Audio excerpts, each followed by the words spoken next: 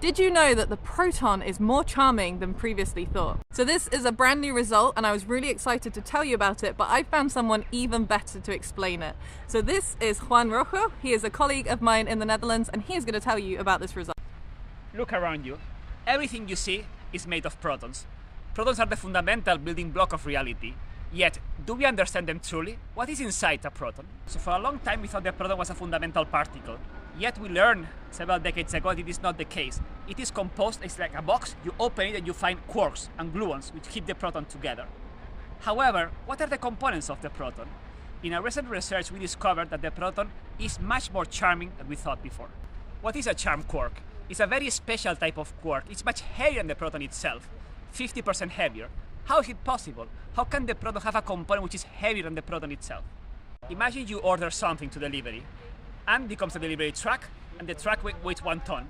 And then someone comes, take a package, and the package weighs more than the truck itself fully loaded.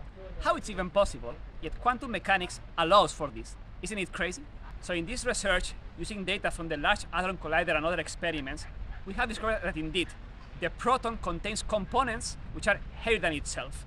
This would be crazy in classical physics, but quantum mechanics allows it if the probability of this charm quark is small enough. So this has been like finding a needle in the haystack. It has required 40 years of painfully analyzing the data, yet now we have achieved this goal.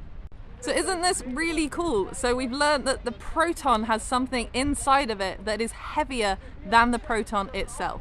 And this is what's really great about the research at the Large Hadron Collider. So it's not only about discovering new particles, which of course would be super exciting, but it's about understanding those that we've already discovered in even more detail.